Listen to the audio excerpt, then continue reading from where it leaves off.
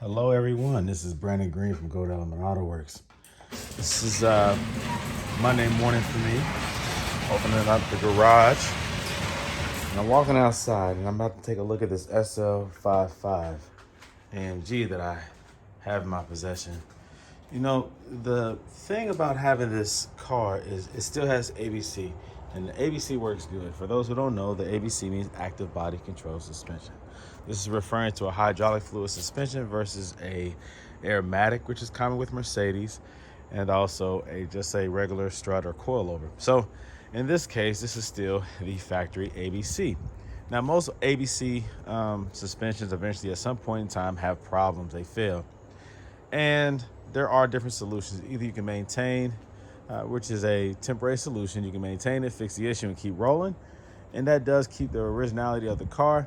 It doesn't deviate it or change it, so that maybe if you decide to sell it, you know, the next person who buys the car, he might want it original. He might want ABC suspension as close to factory as possible.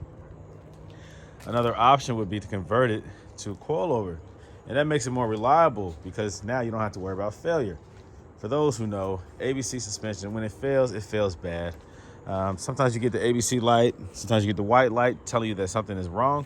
Sometimes you get the red light, meaning failure. It can be failure of the tandem pump. The pump might not be able to hold the pressure that it's supposed to hold, so the pump can be compromised. Various reasons, seals, leaks, cracks, whatever, all of which lead to the same issue, the red ABC light, and the suspension will start to sink because it can't hold pressure. The other things that happen is the valve blocks can begin to fail internally. Also, more commonly, you have lines that break, that pop, that crack, that explode, that rupture. You also have pulsation dampeners that can explode, literally pop open and do damage to the fender. You have lines that run. Most of the concentrated lines are on the driver's side front, running to the driver's side rear, but you do have two lines that runs to each strut. At least two lines, one line going to and one line going away. Most of the components are located in the front of the vehicle, driver's side. So any of those things that fail, you'll get a leak on the driver's side, and that's typically what happens. Now, the issue that I wanted to discuss this morning was because, well, when I had my SL500, the 03, I confidently came outside, and whenever I went somewhere, I knew I wasn't gonna have a failure. It doesn't matter. I took that car all over different states just because I was able to, and I enjoyed driving it.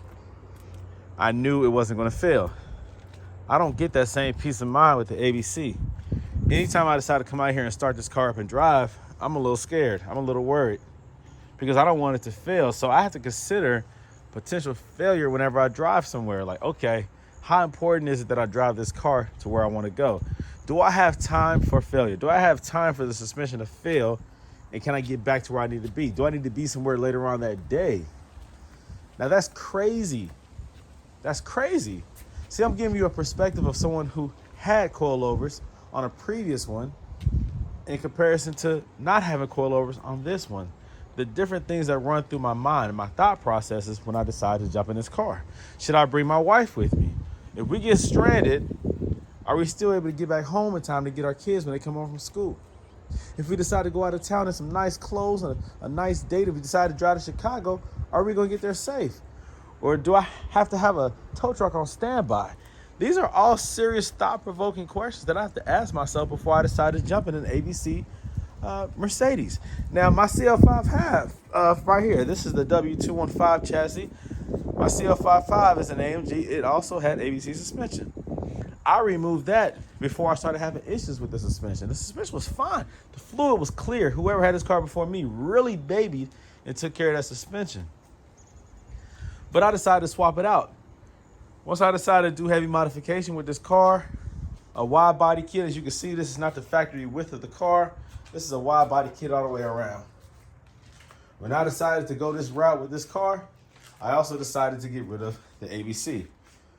Because I know that if the ABC fails, it's going to destroy this wide body fiberglass. When it drops down, this is no longer metal or aluminum, this is fiberglass. it's going to destroy it. And the repair of that is way more time consuming and expensive than just a standard aluminum body. Now, this right here. Now, when this fails, when and if the ABC suspension fails, your wheels will hit that fender and it will start to bend it and cause damage to the lip of the fender. Whenever you see a SL with damage to that fender, that's what happened. The suspension failed. Also, your front bumper will start dragging if you have to come up a curve. And you have to get it towed. And that makes it even more susceptible to damage because tow trucks, you got to get a flatbed. And a lot of guys don't know what they're doing. And you have to be very careful with these cars. You have to get a flatbed. Well, I recommend it. Plus, they have to get up under it, and it's dropped all the way low. So it prevents kind of a dilemma. And how do I know this? Because I've been through that. My other SL500, it failed constantly before I decided to go coilovers. And I never regretted that decision. Again, I love the conversion so much that before this one even fails, I'm considering doing it. I had another SL500, a black one. Failure, failure, failure. If you look at my videos, I have videos of me maintaining that system until I just, decided to go ahead and just sell that car. But, again, these cars are beautiful, man. And if you're more concerned about keeping it original, we call those people purists. If you're more concerned about that because of resale, that's fine. And if you love the ABC suspension, that's fine. I can tell you firsthand that driving this one and driving one that's been converted, it's not a giant difference, not a humongous difference. Again, I feel more sturdy. It feels more, I feel more capable of knowing how the car is going to handle. You feel the car, you feel the push of the car when you're turning and maneuvering at fast speeds. You understand the handling of your car better without ABC, and that's fine for those who enjoy feeling their car. For others who just enjoy jumping in their car and driving, having a smooth ride and not feeling some of the things that ABC deletes, that's great too. There's advantages to both. And so really, I'm not telling you what you should do. I'm just telling you that you do what's best for you. And I know that me, from my comfort level, me being able to jump in this car and just drive without being, worried about anything, for me personally, coilover is the move. You have to decide what's best for you. I can't tell you what's best for you. Only you can.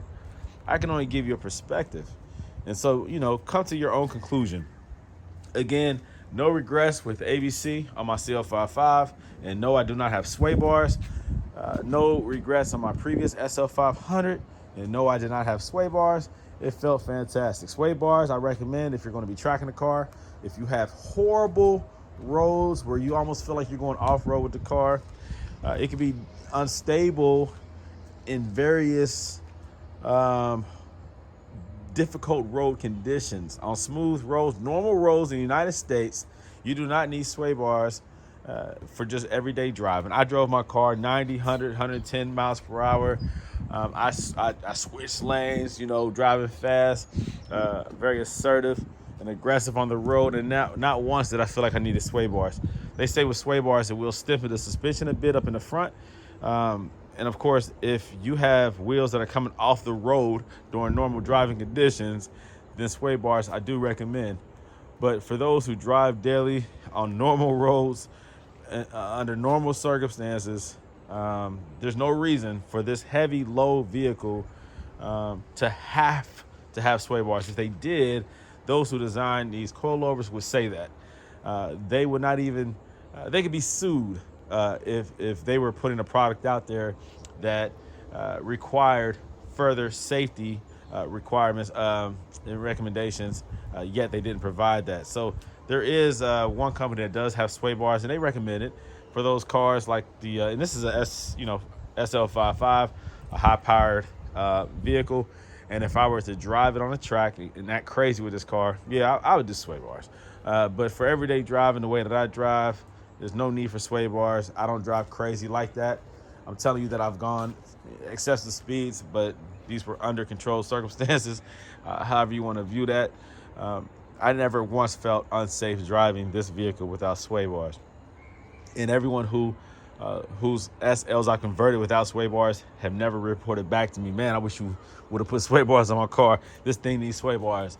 So those who say that, typically do not drive their cars adjusted properly without sway bars for me to confidently believe in what they're saying regarding these have to have sway bars. So anyone who has driven these cars without sway bars, properly adjusted with an adjustable coilover, properly tuned and dialed in, you realize that these do not have to have sway bars. All right. So you do what you need to do though for a peace of mind. And that's the purpose of this video. Do what you need to do for a peace of mind to enjoy your car safely and confidently. At the end of the day, this is a gorgeous car, whether you decide to keep it original or you decide to convert it, you decide to keep OEM wheels or aftermarket wheels, that's totally up to you. Now this right here is sitting up higher because it is ABC. My previous SL500 sat lower with these same identical wheels without ABC, with coilover conversions. So that allowed it to sit lower. So if I were to keep ABC on this one, I would have to do the lowering links and drop it about an inch. But my intent with this car is certainly to do coilovers. And so I probably would just wait until I remove the ABC and put the coilovers in. At that point, then it will look the way it's supposed to look. Until then, guys, man, continue to enjoy your cars, whatever that means. Make the most of your vehicle and your driving experience. These are gorgeous cars no matter what you decide to do. All right. I'm not a hater for ABC. I support both, but me personally, I recommend coilovers on these SL500s or 55s or whatever.